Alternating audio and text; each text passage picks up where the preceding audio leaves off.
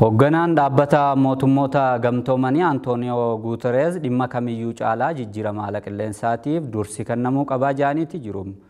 Hooggantichi ammoo afgaaffii tajaajila oduu UN wajjin taasisaniin dhimma jijjiirama qilleensaati irratti hojjechuu dhabuun ifiin ifajjeessu akka ta'es dubbataniiti jiru. Guutuu gabaasa kana ammoo boruu mashii akka itti aanutti isinii qindeesseeti jira.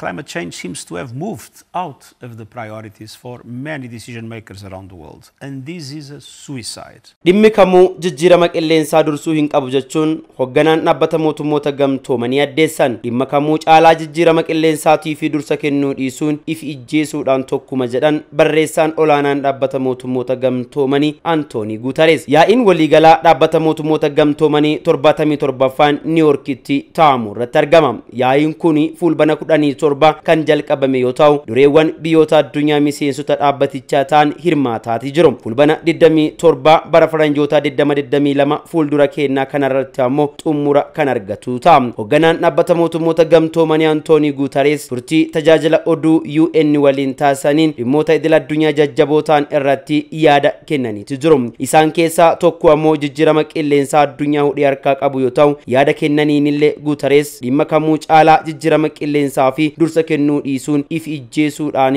tokkuma jedhaniiti jiru. Barreessaan olaanaan dhaabbata mootummoota gamtoomanii Guuterees dhimmoota addunyaa dhiibbaa qaban kan akkanaa kana furuuf ammoo miseensota gamtaa idil addunyaa kana cimsanii gaafataniiti jiru. Sagantaawwan marii fi UN irratti walga'ii keessaa ijoon ammoo jijjiirama qilleensaa to'achuu yoo ta'u mata duree pilaaneetii teenna tana haa baraarruu jedhuun gamtichi yaa'ii waliigalaa 77ffaa Niiwuorkitti taa'aa jiru kana irratti haasa'aatii jira. United Nation General Assembly yaa'ii waliigalaa 77ffaa Niiwuorkitti taa'aa jiruun haala qilleensaa fi hegeree pilaaneetii kennaa fi yeroon murteessaan itti yaaduu qabnullee amma jechuun saganteeffateeti jira. Dhiibbaan haala qilleensaa amma ifatti mul'achuu eegaleera ka jedhe Guuterees balaan lolaa hamaa ta'e Paakistaan keessatti mudatee fi ho'i riikardii cabsuudhaan guutuu Ameerikaatii fi Awurooppaatti uumamaa jiru hangi ardiilee maratti dabalaa dhufe ifatti dhiibbaa haala qilleensaa hamaa ta'e uume nu agarsiise jedhan. Guuterees amma addunyaa kana baraaruu fi tumsa waloo fi mariitu nu barbaachisa jedhaniitu jiru. Qoqqoodinsi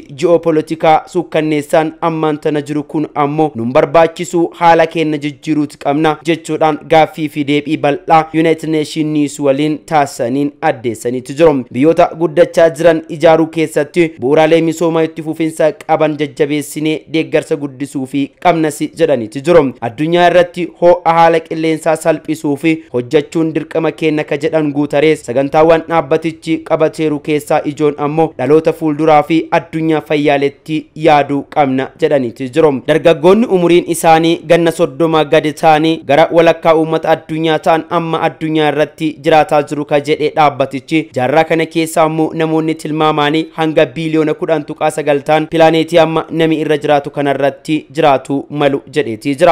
Hegereen dhaloota ammaa fi isa ganaa dhufuullee ammoo sababa haala qilleensaa kanaan hammaachuu hin malu jechuun United Nation ajandaa isaa keessatti qabateeti jira. Dargaggoonni amma addunyaa irra jiran ammoo rakkoo isaan hin uumin waliin wal'aantoo qabachaa jiru waan ta'eef weerarri COVID-19 ammallee addunyaa irratti dhiibbaa utuu uumaa jiru balaan wal dhabdee fi haalli qilleensaa dhaloota kana qoruu akka hin qabne UN karoorseeti jira. Akka UN amanutti ammoo COVID-19 addunyaa weerare misooma barnoota addunyaan galmeessitee fi guddina waggaa 20 dabara keessatti galmaa'e haxaa'ee darbee jira jedheeti jira. Lollii fi muddamni amma jiru ammoo guddinaa fi misooma addunyaa daraan miidhaa jira waan ta'eef jabinnaan irratti hojjechuu qabna jechuun dureewwan biyyoota addunyaa waliin UN kora Niiwuork irratti sagantaa qabatee mari'ataatii jira. Korri UN 77ffaan kunillee ammoo haga fulbana 27tti kan itti fuufutaa jedhameeti jira.